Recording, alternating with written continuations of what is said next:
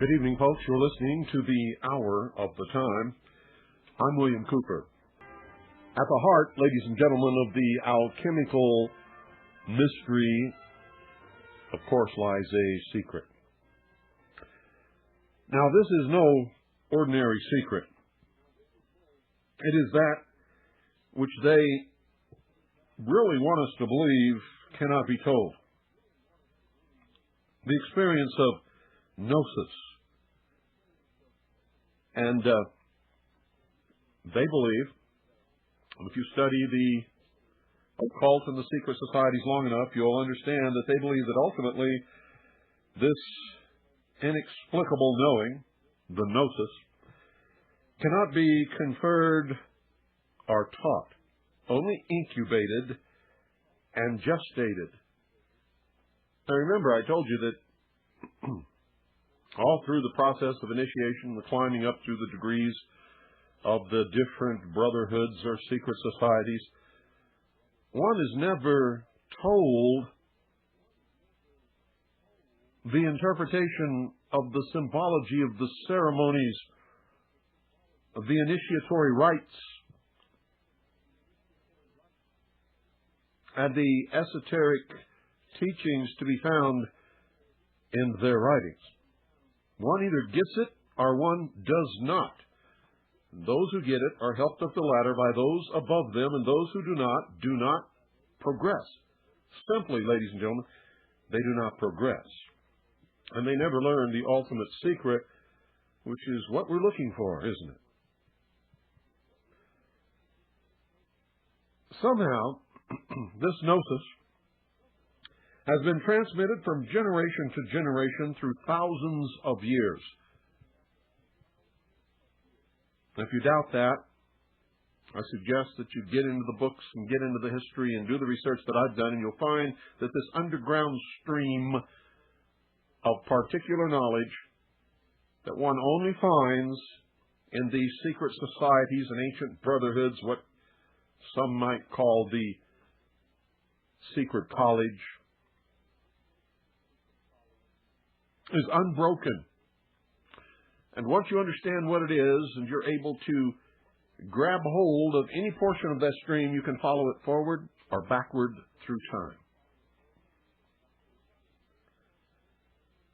And we find the same content and experience of gnosis from the modern Samyama experiments at Maharishi University all the way back to the ancient Egyptians and before. We can find the same content and spontaneous experiences, in fact, from mystics of all eras.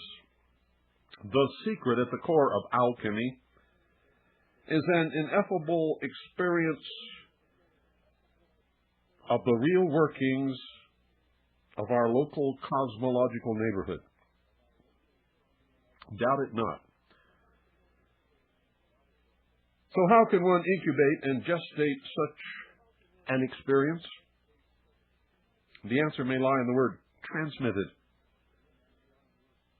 Modern sociologists, folks, have begun to discuss the concept of memes, or complex idea groups, such as monotheism or democracy, that appear to have the ability to replicate themselves.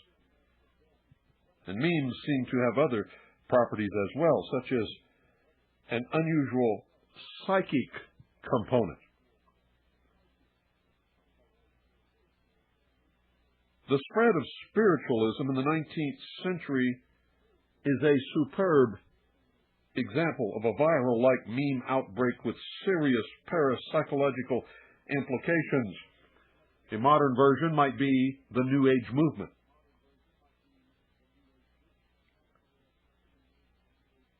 Traces of spiritualism's meme can be found surviving into the New Age 90s with its dolphin channeling and near-death experiences. In fact, if you compare the writings of these two different movements, both occurring in different centuries, you'll find that the ideas and the basic premises are almost exactly the same.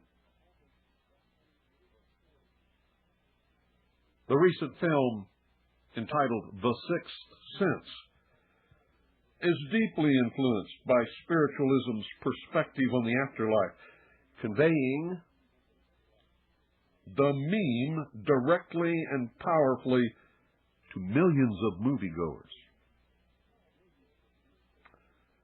It helps folks to think of the secret at the core of alchemy as a very special and sophisticated variety of meme, like a spore or a seed. The meme has a protective shell that is also attractive to appropriate hosts. And in the case of the alchemy meme, that shell is the seductive allure of transmutation. Transmutation. Look it up. The transformation of base metal into gold. However, even if one absorbs the outer shell of the alchemy meme, there is no guarantee that the inner core is going to blossom and the meme become active. Remember? Far beneath the bitter snow lies a seed that with the sun's love in the spring, etc., etc., etc. The music on this broadcast is never frivolously played, folks. You see, for the core to blossom, a series of shocks or initiations are required, such as a bomb going off at a federal building in Oklahoma City, airplanes crashing into tall twin towers in New York City, killing thousands of people, an atomic bomb dropped upon 2 cities in Japan.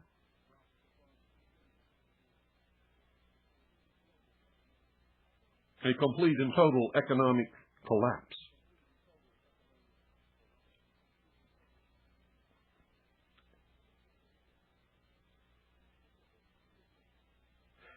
The sophistication of the alchemy meme is such that the experience of gnosis at its core can only be stimulated by these shocks, folks.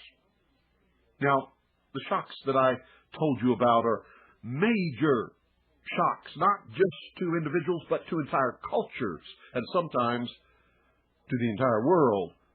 There is no doubt whatsoever that the dropping of the atomic bombs on Nagasaki and Hiroshima changed the entire world forever.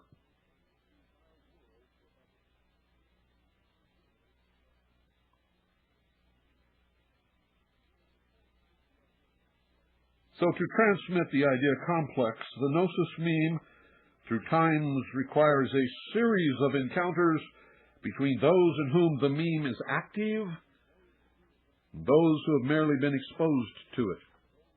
And from this need evolves the idea of priesthoods. And then as religious structures degenerated, mystery schools and secret societies.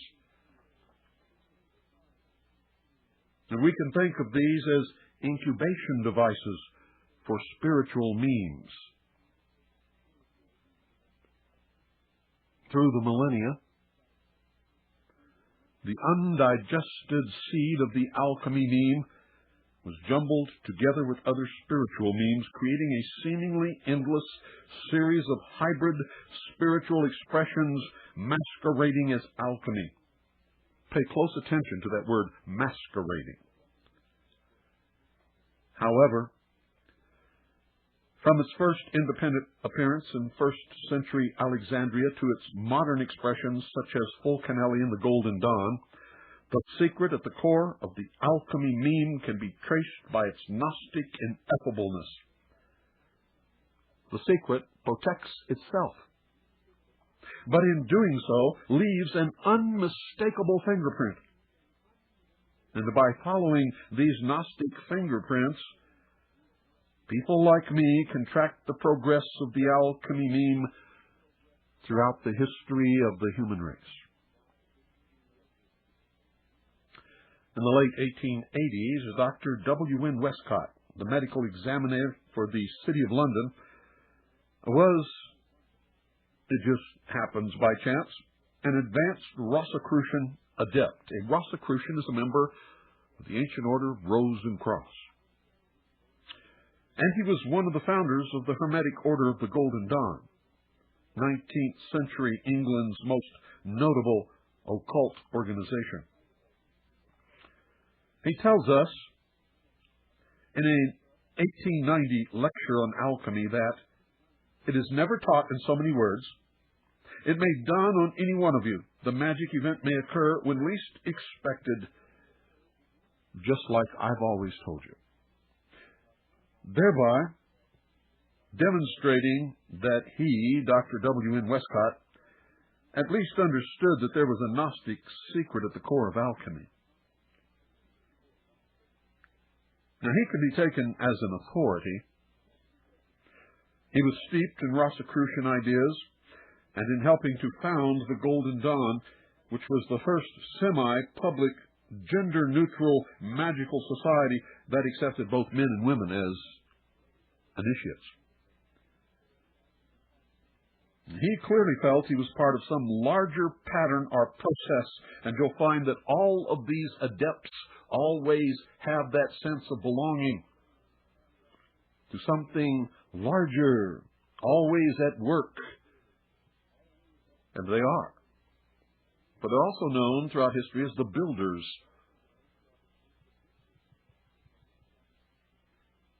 The builders. Always working toward the completion of the great work. Their tools don't make any noise, for the most part.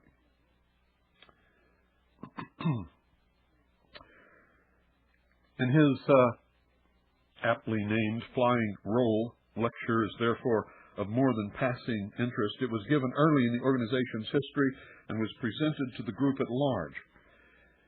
And we can think of it as a sort of cozy preaching to the choir type of exposition of the basic Rosicrucian alchemical tradition. But remember, even when speaking to the adepts, they always speak in the esoteric secret language, so that there is no danger ever of the profane, that's you, listening and actually understanding what it is that he or they or any one of them at any time is actually really saying or communicating.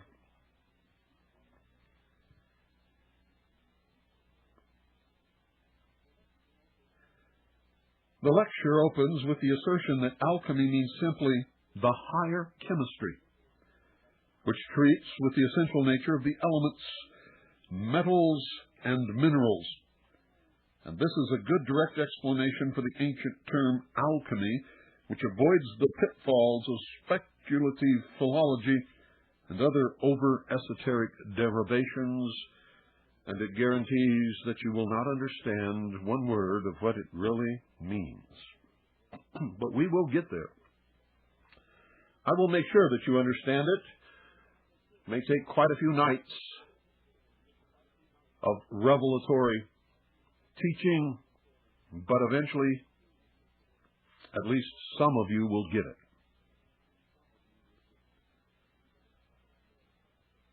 The next paragraph that he utters plunges us into something very strange. Westcott tells us that the word alchemy was first used by 3rd century Emperor Constantine's court astronomer Julius Firmicus Maternus. He then quotes a curious passage about skill in alchemy depending upon having the moon in the house of Saturn. Now, most of you are lost right there. You think he's talking about astrology. Not on your life. He's talking about time.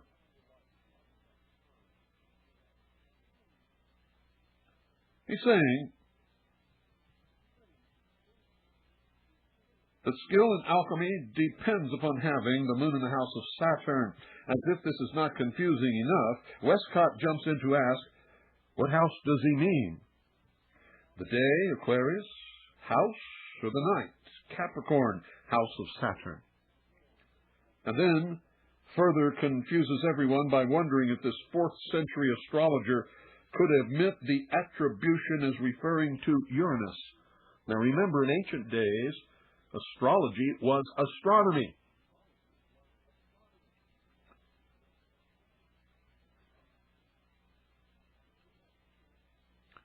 But we have to assume that he's wrong, because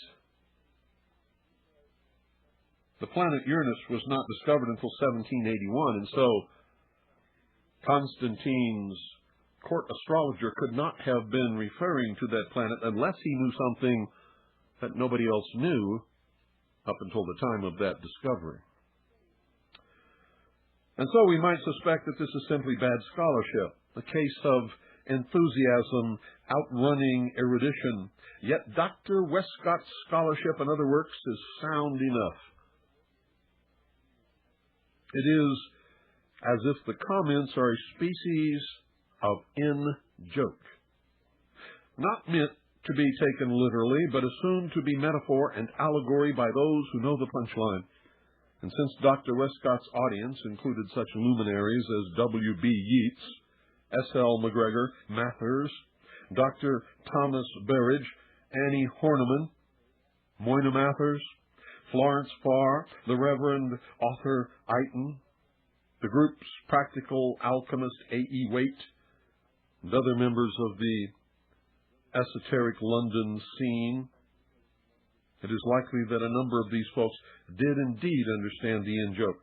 Possibly many in the group could answer the good coroner's rhetorical questions, even though the rest of us are left wondering what we missed. Those of you who have studied any part of the history of the occult recognize those names as some of the greatest names in the underground stream during the 19th and early 20th centuries. And so the secret protects itself continually, even from those who think they know it. But it is safe to say, folks, that this strange lecture provides an important cluster of clues and impressions with which to begin the hunt. Most of you would have dismissed it as unintelligible dribble. Big mistake. You see, the Hermetic Order of the Golden Dawn had somehow inherited or rediscovered a part of the Gnostic secret at the heart of the alchemical mystery. Westcott, whatever his propensity for occult in-jokes, shows later in his lecture that he does indeed understand the secret quite clearly. He quotes from an old French description of the sequence of the alchemical process. Here's what he says. The sun begins his special form of change in Leo in his own house. Next, Scorpio follows, and the work reaches completion in Sagittarius.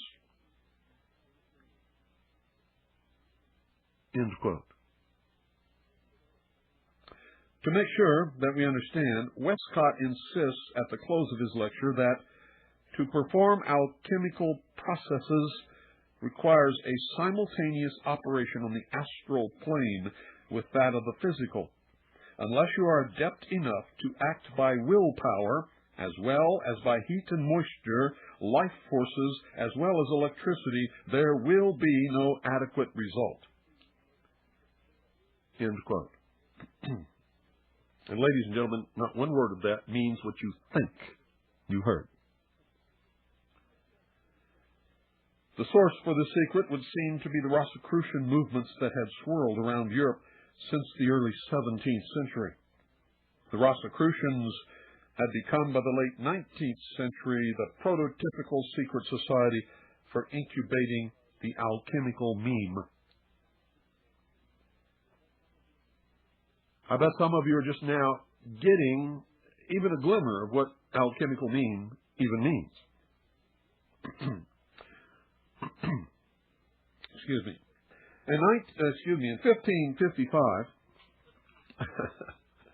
1955 indeed. In 1555, Nostradamus penned a quatrain. Here's what he said. A new sect of philosophers shall rise, despising death, gold, honors, and riches. They shall be near the mountains of Germany. They shall have abundance of others to support and follow them. Well, in 1614, a publicly printed text appeared of an anonymous manuscript that had been circulating among Europe's intelligentsia for several years. It was called the Declaration of the Worthy Order of the Rosy Cross. Known by its first two Latin words, Fama Fraternitatis, it revealed the purported existence of a brotherhood founded by one Christian Rosenkreutz, who apparently, according to the legend, lived in the 14th and 15th centuries. But I'm going to tell you right now, he never lived at all. He is, in fact, a metaphor for something entirely different. In Nostradamus' time, the word philosopher was synonymous with alchemist. Here, with a vengeance, was a new sect of philosophers. The Fama tells us of the search for occult knowledge of a man called Christian Rosenkreutz. He traveled to the Middle East, Palestine, Syria, Egypt, North Africa, and Spain before returning to Germany to found his secret brotherhood. Now that's the story, that's the legend. There's no record of a Christian Rosenkreutz ever having lived. No one who ever knew him or wrote about him. Nothing whatsoever. 120 years after Christian Rosenkreutz's death, at the advanced age of 106, one of the brethren discovered his tomb and his uncorrupted body. This was the signal for the brotherhood to emerge and spread their message, hence the publication of the Fama. Their message, of course, was nothing less than the dawn of a new golden age. Aha! Now we're getting into some meat here. You've heard me discuss that on many occasions. The announcement of nothing less than the dawn of a new golden age. The Fama informs us that the brotherhood possessed the keys to a secret knowledge, capable, listen very carefully to me, folks, capable of transforming society and ushering in a new era, one in which the world shall awake out of her heavy and drowsy sleep, and with an open heart, bareheaded and barefooted, shall merrily and joyfully meet the new arising sun. Remember I told you the secret is sometimes hidden in plain sight? Well, you just heard it.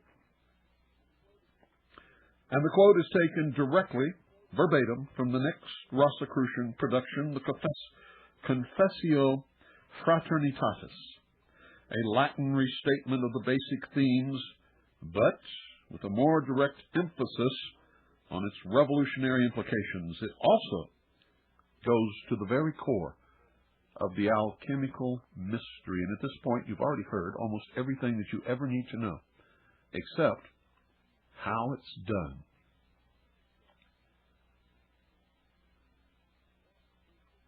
The Rosicrucians were alchemists, but the Fama and the Confessio are both highly critical of the puffer type of alchemical worker, who sits in his lab and actually attempts to get the mineral gold out of boiling lead. The Fama talks of ungodly and accursed gold making, whereby, under the color of it, many renegades and roguish people do use great villainies and cozen and abuse the credit which is given them. The Fama implies that the Rosicrucians could make gold, but found the higher spiritual alchemy to be more important.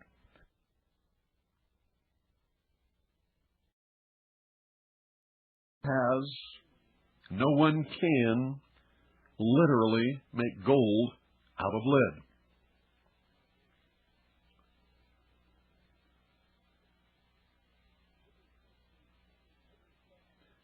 It discussed a higher spiritual alchemy that related to the coming golden age and how to prepare for it. That clearly was the intent behind the publications of the first two Rosicrucian documents. The third volume, however, was very different. The Alchemical Wedding of Christian Rosencreutz appeared in 1616 and is the only Rosicrucian document to be claimed by its author, Johann Valentin Andrea, a Protestant minister from Germany. Let me say that again, a Protestant minister from Germany. The wedding is full of the occult imagery and surreal metaphors experienced by Christian Rosencreutz as he observes a royal wedding. It represents nothing less than an attempt to express the inexpressible. And after this strange work, the original Rosicrucians fell silent. They fell silent. And it is not known if they did indeed respond to any of the many thinkers who sprang to their defense, for many did. And there were great intellectual discussions all over Europe about the emergence of this secret order.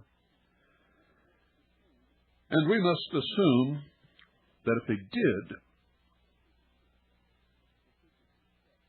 the secret was kept. Because, ladies and gentlemen, the movement continued and is active today. Although today there are two branches, one which serves to sort of titillate the minds of those just maybe getting started in study of the occult secrets, and another one is a very serious group of builders indeed. Although obscure, it will be seen that Dr. Westcott's lecture serves as proof that Rosicrucian ideas retained their continuity through the centuries. This alone, ladies and gentlemen, is very impressive. But it is the continuity of content that strikes us most strongly. From this continuity of content, we can deduce the outlines of the secret, the meme itself, and use these outlines, these fingerprints, to trace the core of the tradition back through history by following the underground stream.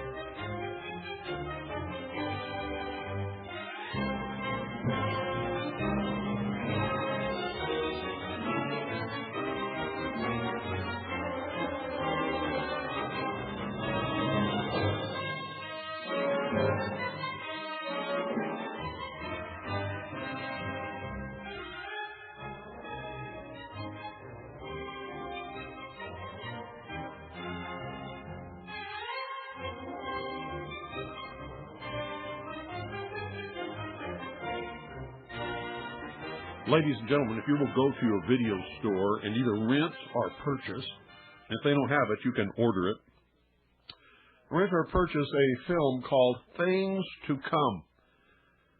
It was made many, many years ago.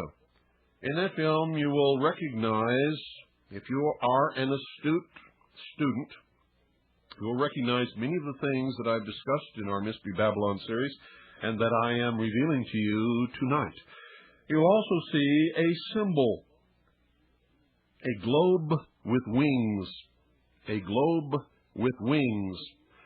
You will also see a war which will remind you of the war raging right now in Afghanistan, being fought in exactly the same manner against a backward, barbaric people by bombing them from the sky repeatedly until they are overcome. It tells of a new world that will emerge, a golden age. Get that movie, watch it. Understand that throughout the history of the world, these adepts, these priests, these followers of Horus, the widow's sons, the sons of light, the builders, have worked in the temples without windows to bring about, ultimately over centuries and millennia, their utopian world. Don't doubt it for a moment. If you do, you will demonstrate, to me at least, that you are a fool. The word alchemy as a name for the substance of the mystery is both revealing and concealing of the true initiatory nature of the work, the great work. Alchem, A-L-K-H-E-M, is Arabic for the black. It refers to the darkness of the unconsciousness, the most prima of all materia, and to the black land of Egypt. Thus the name reveals the starting point of the process and the place where this science attained its fullest expression, and the place where the building is carried on.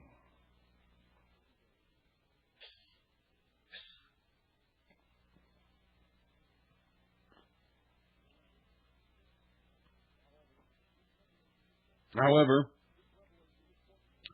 this revelation, important as it is, effectively conceals the nature of the transmutation at the heart of the great work. No matter who you are or where you are listening or what you believe in, what religion you have, what creed you adhere to, what race you are,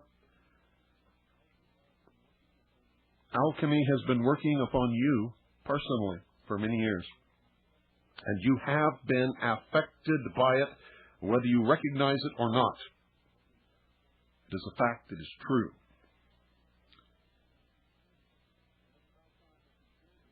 And it's about time that you began to recognize it, so that you can see where it will take you, because it will take you.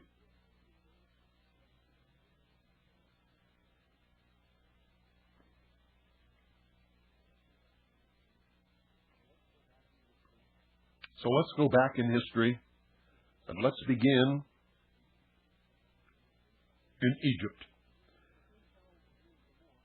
For 3,000 years or more, Egypt ruled the known world. In fact, it was the heart of the world. Much of the knowledge that is the underpinning of our own modern culture had its origins in Egypt, believe it or not.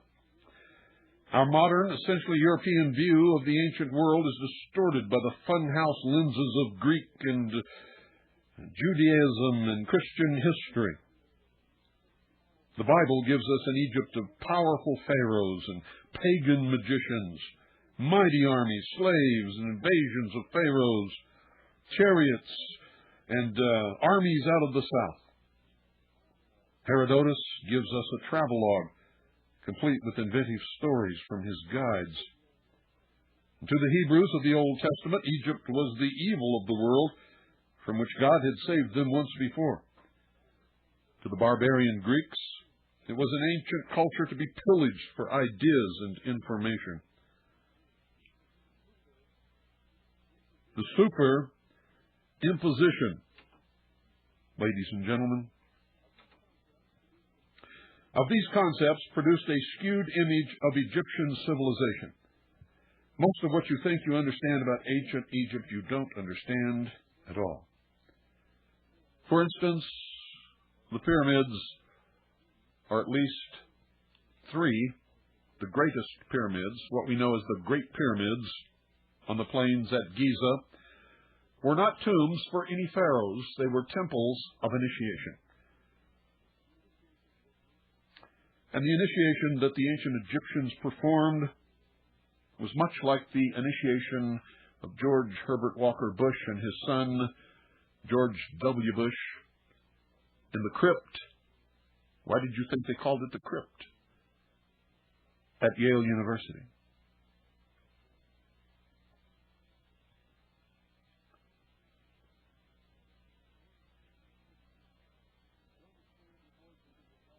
To understand the origin of the vast subject alchemy, we must let go of the funhouse lenses and look clearly at what the remains of the ancient Egyptian culture can tell us. So forget everything you've ever been taught. When we do this, two things immediately jump out at us. One, the ancient Egyptians were the most scientifically advanced culture on the planet up until the present day, if we have indeed caught up with them.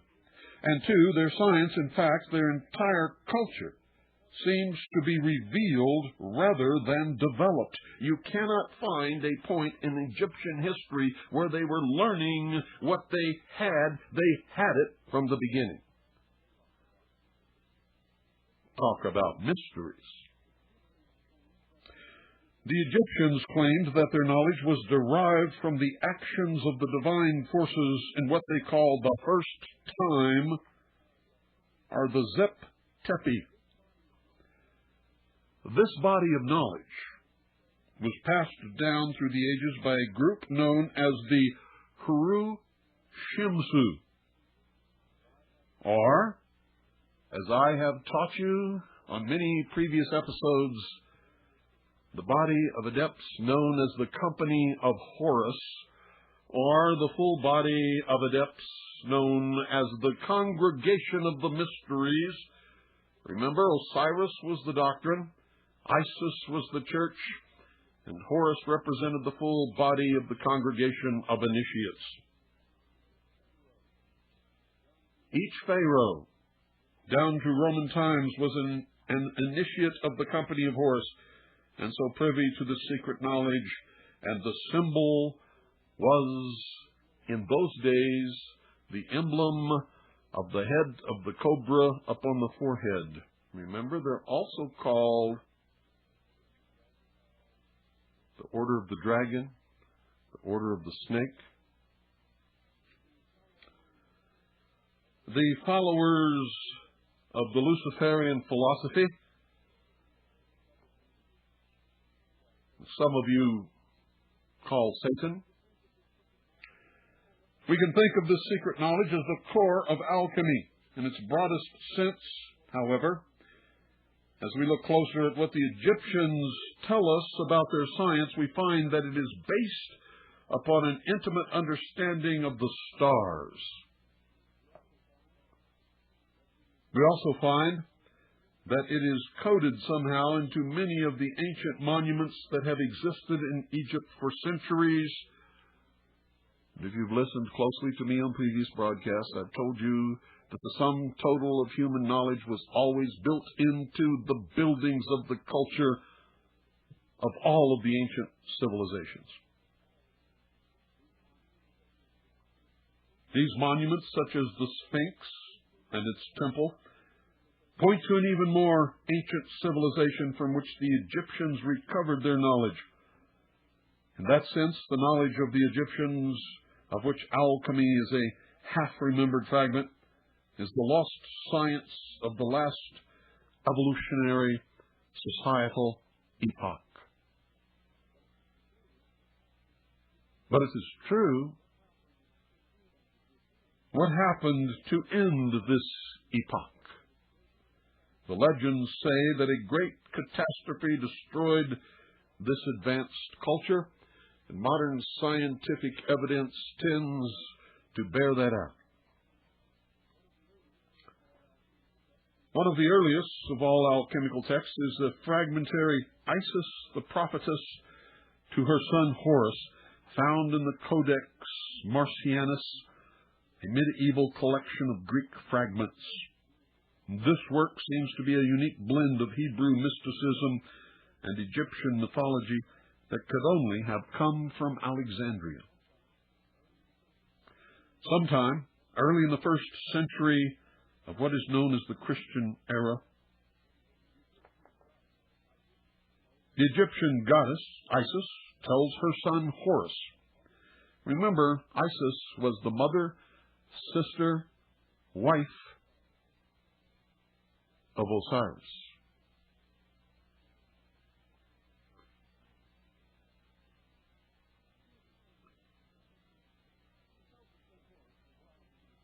She tells her son Horus that while he was away fighting and defeating the evil one Set,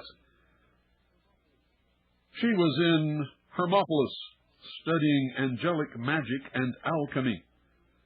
She relates that after a certain passing of the Chiroi and the necessary movement of the heavenly sphere, it happened that one of the angels who dwelt in the first firmament saw me from above.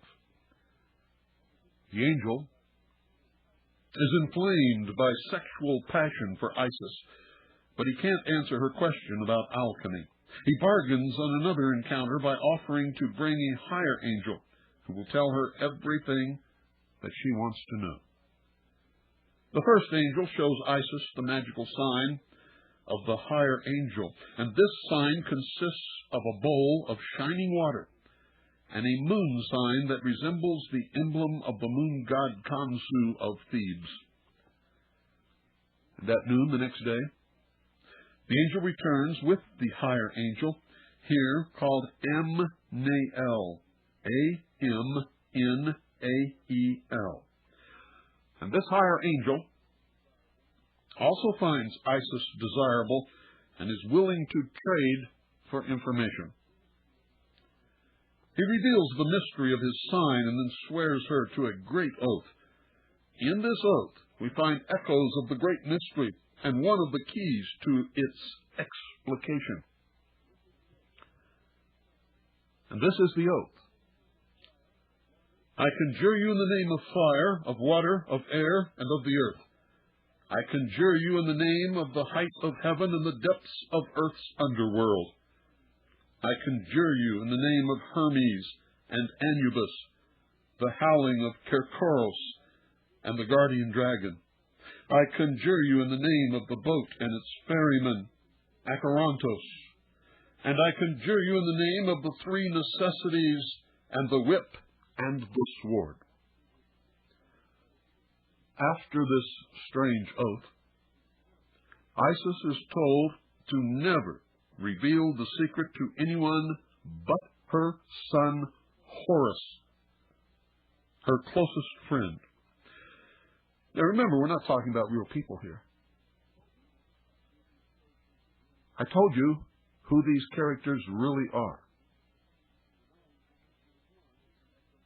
The knowledge will make them one, as the knowledge has now made Isis and the angel one. So the church and the congregation will become one.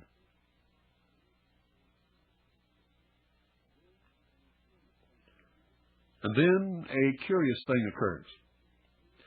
When the mystery is revealed, it seems strangely flat, as if something was left unsaid in the answer. Horus is told to watch the peasant, who may or may not have been the mythical boatman Acherontos. He then is given a lecture on, as you sow, so shall you reap. Guess what, folks? This was several thousand years before the birth of Jesus, who said the same thing. As you sow, so shall you reap. Horus is told to realize that this is the whole creation and the whole process of coming into being, and know that a man is only able to produce a man, and a lion, and a dog, and if something happens contrary to nature, then it is a miracle and cannot continue to exist, because nature enjoys nature, and only nature overcomes nature, period. If you understand what it is that she said, it's not flat at all. It's profound truth. Isis goes on to relate that she will now give Horus the secret of preparing certain sands. She says that one must stay with existing nature and the matter one has in hand in order to prepare things. Just as I said before, wheat creates wheat, a man begets a man, and thus gold will harvest gold. Like produces like. Now I have manifested the mystery to you. And after hearing that, do you really believe that gold can be changed from lead? Do you believe that lead can be changed into gold? Not at all. It cannot happen. Despite what Art Bell and his guest who claims that he's done it and can do it, and others have done it, they're full of crap. They're bullshitting you big time. They would love for you to think that that's what alchemy is really all about. Because in the process of doing that, they are engaged in alchemy, and they are affecting your beliefs. They're screwing with your minds.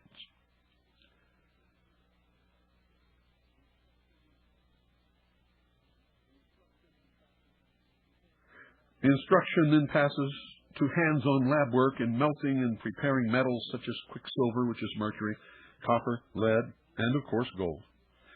At the end of this lengthy preparation, Isis exclaims, "Now realize the mystery, my son, the drug, the elixir of the widow." Most people would be sneaking around looking for some kind of a hallucinogenic potion to take. It's a drug of the mind. It's called knowledge of the secret. It holds great power. What are we to make of this strange story? With its curiously flat revelations, well, probably not much at all without the asides that I have conveniently conveyed to you.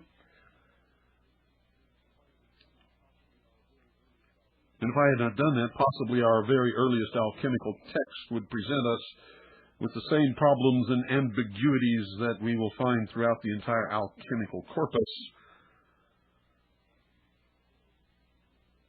Our body. There seems to be something in the very subject itself that forces its images toward the surreality of pathological metaphor. It is, could be, or is it merely diseased imagination? Or are there meanings beneath the fantasy? And I tell you absolutely yes, meanings of such profound truth, such absolute power over huge numbers of people and things, that those who understand how it works are constantly awed that it works at all and that it works so well.